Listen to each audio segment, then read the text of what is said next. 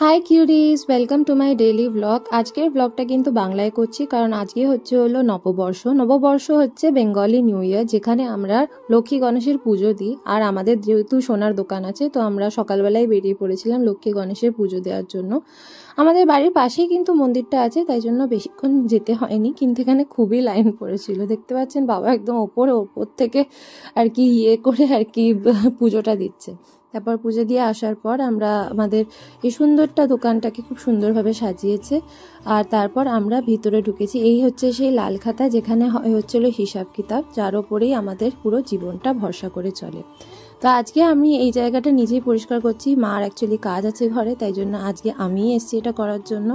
অন্য দিনকে মা আসে, প্রত্যেক বছরই মা আসেন, কিন্তু আজকে প্রচুর কাজ ছিল বাড়িতে, তাই জন্য আজকে আমি এসেছি সব এগুলো করতে।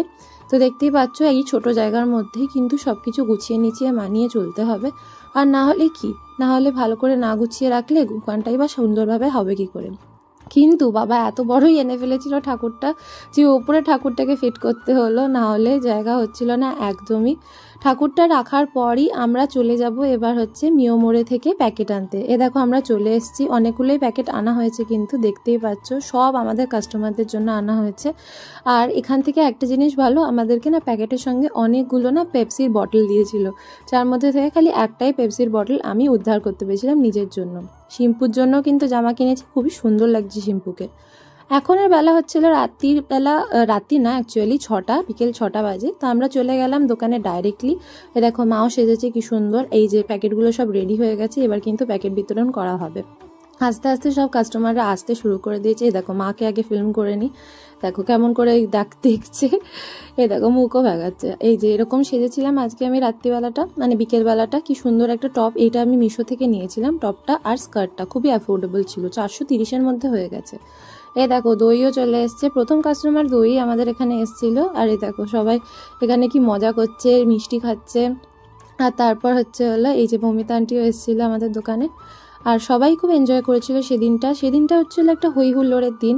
সেদিন সবাই মানে আর কি কাজ বাজ ছেড়ে একটা সুন্দর ইভিনিংয়ের জন্য ওয়েট করে সব সময়। আর এটা হচ্ছে রাত্রিবেলার সময়টা, যেখানে একটু ফ্লিকার করছে লাইটটা, কিন্তু এরমভাবে আমরা টুনি লাইটও লাগিয়েছিলাম।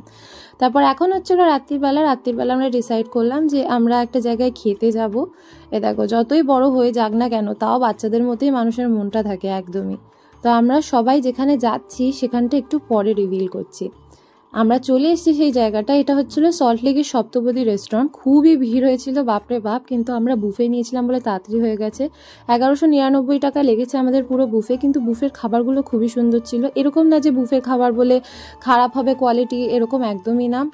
খুবই টেস্টি ছিল, টেস্টফুল ছিল, আর একদমই শরীর খারাপও করেনি পরের দিন। খালি একটুখানি ওয়েট করতে হচ্ছিল, কারণ খুবই তাড়াতাড়ি জিনিসগুলো শেষ হয়ে যাচ্ছিল। কারণ বেঙ্গলি কুজিন বুঝতেই পারছো এত ভালো হয় খেতে। চিকেন, মাটন, ফিশ অনেক রকমই ছিল, অনেক রকমের ঘোল ছিল, মিষ্টি ছিল, সব রকমের জিনিস ছিল। তো আগে আমি স্টার্টার দিয়ে স্টার্ট করে নিই। স্টার্টারটা খুবই সুন্দর ছিল। স্টার্টারে যদি আমি বলতে চাই, তো এটাকে আমি দেবো হলো 8.5 আউট অফ 10। স্টার্টারটা এতই সুন্দর ছিল। আমার অ্যাকচুয়ালি ভেজ স্টার্টারটা বেশি ভালো লেগেছিল, কিন্তু এদের যে লঙ্কা চিকেনটা ছিল না, ওটা আরও সুন্দর বানিয়েছিল এরা, আমার খুব ভালো লেগেছে।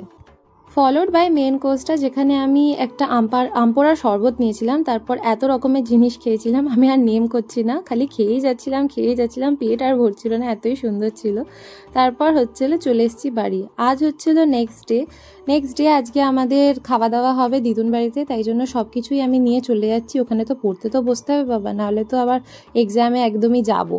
তাই জন্য আমি সব নিয়ে চলে গেছি দিদুন বাড়িতে। চলো দেখিয়ে দিই। এই যে দিদুন সব আর কি কাটাকাটি করছে, যাতে আমাদের খাবার টাবার তাড়াতাড়ি তৈরি হয়ে যায়। তো আজকের মেনুতে হয়েছিল ভাত, তার সাথে সাথে বেগুন ভাজা, তার সাথে হয়েছিল আমাদের আলু ভাজার সাথে আমাদের দিদুন করেছিল এই ভেন্ডি ভাজা, তার সাথে ডাল, আর মাছও হয়েছিল, কিন্তু আমি তো মাছ খাই না, তাই জন্য আমি পুরো জিনিসটা ভেজ দিয়েই কাটিয়ে দিলাম। এরপরে আমি জিমে গেছিলাম, জিমের ক্লিপটা আর করিনি। তারপর রাত্রিবেলা তো আমার অফিস থাকে সবাই জানো, তো অফিসটা করার পরেই আমার সব শিফটটা শেষ হয়ে গেছিলো। তো এটাই ছিল দুদিনের পুরো তো যদি ভিডিও ভালো লাগে, লাইক, সাবস্ক্রাইব অ্যান্ড শেয়ার করতে ভুলো না। মিলছি নেক্সট ব্লগ।